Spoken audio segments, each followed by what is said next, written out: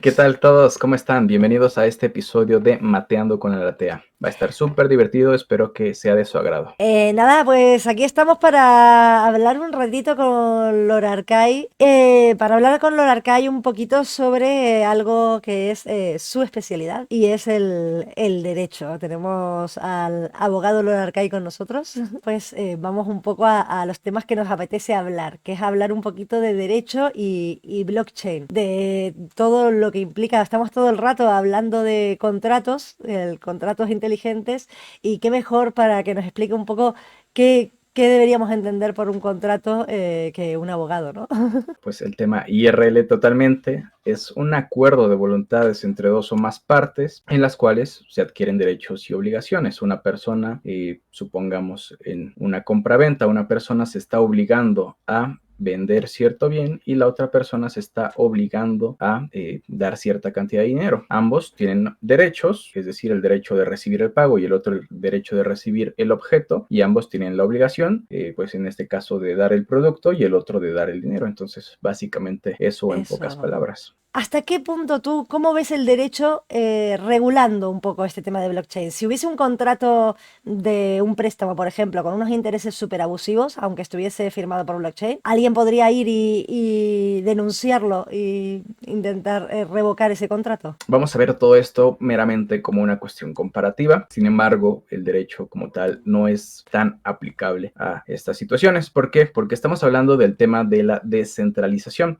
que justamente es lo que evita, o sea, estar regulado por alguna autoridad. Entonces, realmente aquí en el criptomundo, al existir esa descentralización, no nos estamos regulando por una autoridad, o en este caso ni el Estado ni ninguna parte, pues se hace responsable de este tipo de cosas. Entonces, básicamente son aquí contratos entre persona y persona, y justamente pues no podemos acudir hacia una autoridad cuando algún contrato pues tenga alguna situación, como bien comentas, alguna causal de nulidad o alguna causal de que sea el contrato leonino, que sea excesiva las cláusulas, que un abuso del hombre contra el hombre. Aquí la cuestión, como está totalmente descentralizada, es muy difícil acudir a alguna figura de autoridad. Claro, es las bondades de la descentralización y también Los contras, ¿sí? los contras de la descentralización, porque al final te puedes ver eso en una situación de un contrato y que no sepas quién acudir.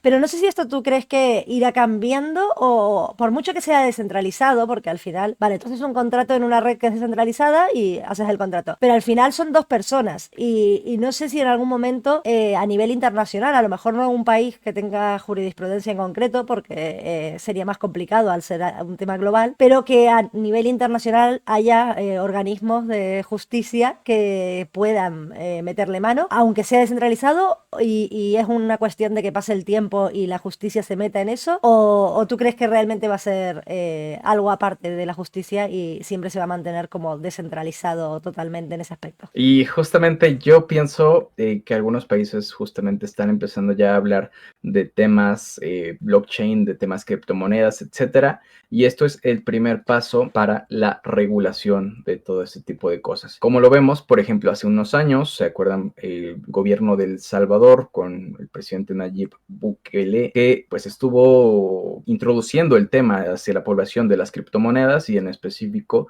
que él compró con los recursos del Estado algunos bitcoins, y entonces pues también se introdujo por ahí alguna plataforma para poder hacer trading con criptomonedas y todo esto. Esto lo hizo como una medida alterna, pues para combatir a la inflación de su moneda, justamente para tener otra alternativa con la que las personas pudieran tener algún tipo de ahorro y evitar justamente la inflación y todo ese tipo de cuestiones.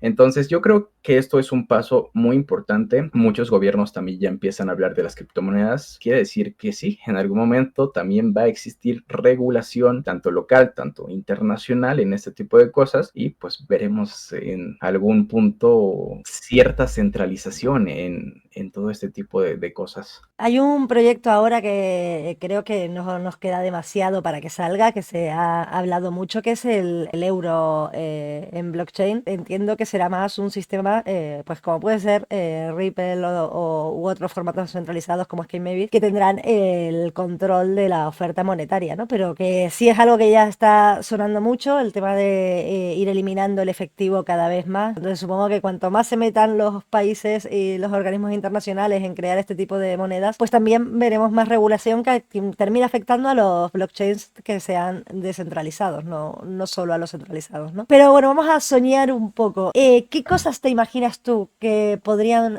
servir para el derecho de blockchain? Yo creo que muchas cosas aquí en México no están sistematizadas, o sea, todavía no están perfeccionadas al 100. Ya hay muchas cosas que sí me gustan bastante, como son los juicios orales, es decir, que la audiencia se videograba en todo momento y al final pues a uno le dan copia certificada de esto, pero a través de un disco. Entonces yo me imaginaría ahí, o sea, que toda esta información de las audiencias, básicamente de un expediente electrónico, pudiera pues estar justamente resguardado por una cadena de bloques y uno pudiera acceder pues a través de pues de alguna situación, ¿no? Así, entonces eso yo creo que sería un Aportaría un poco... montón de transparencia, ¿no? Y Sí, facilidad claro. también de acceso a los casos. Sí, sí, sí, porque imagínate, si te dan un disco que me dice que no editaron el video, no le recortaron cierta parte, no hicieron pues mal uso de dicho disco, o sea, pero si lo dotáramos de que traspasáramos la información y la resguardáramos con el sistema de cadenas de una blockchain, yo creo que sería pues mucho más abierto, mucho más transparente y público y algo que es esencial en el tema pues de la justicia, ¿no? Otro de los temas que me gustaría charlar contigo, que es el tema del derecho y la IA. Participé en una especie de máster de inteligencia artificial y derecho, que era en relación al derecho y de todos los desafíos que venían, ¿no? con el tema de la IA. Entonces es un tema que me resulta muy, muy interesante. Y una de las cosas que hablaron y que quería saber tu opinión, cuando estábamos en el curso, pasó que uno de los jueces, había un juez de Colombia que participaba además en el máster, había realizado, no voy a decir la palabra correcta, no sé si es la sentencia o el auto o cómo se dice exactamente, pero lo había redactado con ChatGPT. Y bueno, se había generado todo como una polémica en la utilización de herramientas de IA para temas judiciales. ¿Tú cómo ves esto? ¿Usas ChatGPT para ayudarte en tus casos? ¿Lo has probado? ¿Sabes si yo, bueno, lo probamos con varios abogados y se quejaban de que no funcionaba muy, muy bien, que tenía bastantes fallos? No sé tú qué experiencia has tenido. En relación con la abogacía, no. Les digo, yo utilizo ChatGPT para muchas cosas, incluyendo las descripciones de mis videos, que han mejorado muchísimo a partir de que utilizo esto, pero realmente no. Y es muy interesante el tema porque el otro día yo estaba hablando con un amigo que también es abogado. Prácticamente estábamos platicando de que salió una noticia de que una persona, una abogada, había ganado un juicio pues a través de cierta estrategia legal, ¿no? Que utilizó y justamente se apoyó en una inteligencia artificial, en ChatGPT, incluyó algunas jurisprudencias que eran muy aplicables al caso. Cabe destacar que una jurisprudencia normalmente no se aplica a la perfección al caso, hay que estar días buscando y tal vez se aplica no sé, un 80% o un 90% y así, pero esta cuestión se aplicaba perfectamente, como si fuese anillo al dedo y resulta que salió la sentencia favorable, o sea, ganó el juicio y al final resulta que todas las jurisprudencias que se utilizaron no existían, o sea, las inventó por ahí la IA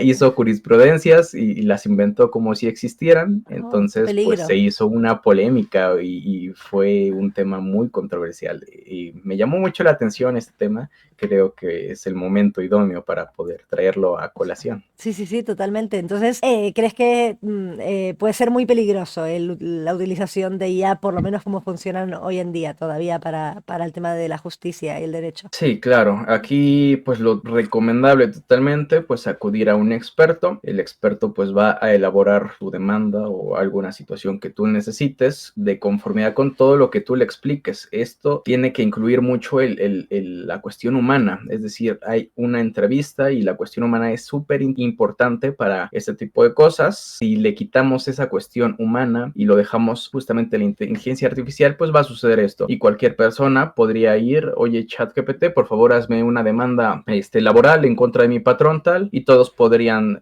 justamente fungir como abogados, lo cual actualmente es muy peligroso, justamente eso, o sea, hace creer que cualquier persona podría acceder directamente sin un abogado, y finalmente ya cuando estés en alguna etapa de alguna audiencia o alguna situación así, pues un abogado difícilmente te va a poder ya apoyar si estás utilizando cosas como Claro. en este caso que acabamos de ver, cosas inexistentes, ¿no? Entonces tu caso totalmente, Queda pues desestimado, ¿no?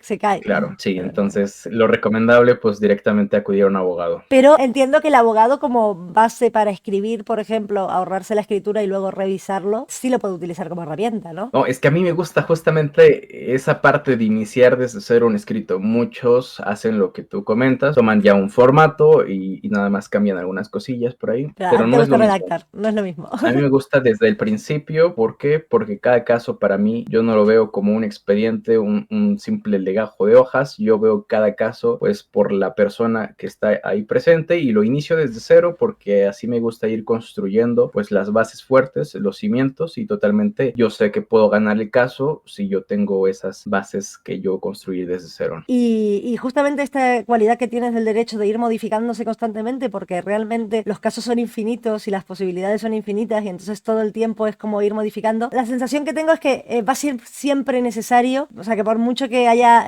contratos inteligentes y que podamos gestionar muchas más cosas a través de eso, el derecho que estudie esos matices va a ser siempre necesario, ¿no? O sea, le sigue viendo mucho futuro igual al derecho con blockchain. Sí, efectivamente, pues necesitamos, yo creo que también como abogados, pues empezar también a especializarnos en ese tipo de cosas, aunque veamos que todavía no existe una regulación específica, etcétera, pues yo creo que necesitamos ya empezar a ir especializándonos en ese tipo de cosas, empezar a estudiar qué pasaría en tales situaciones. ¿Por qué? Porque justamente lo que platicaba, de esta forma se modifica el derecho. Imagínense que yo lleve un caso allá ante los juzgados federales o ante la propia Suprema Corte, exponiendo tal vez alguna cuestión de inteligencia artificial. O sea, yo sería una persona que está poniendo pues la primera piedra para que todo esto comience. Entonces también es importante desde el punto de vista de los abogados que estén preparados, porque no tenemos que esperar a que los legisladores hagan cierta cosa, sino que nosotros ya tenemos que ir preparándonos para este tipo de cosas y estar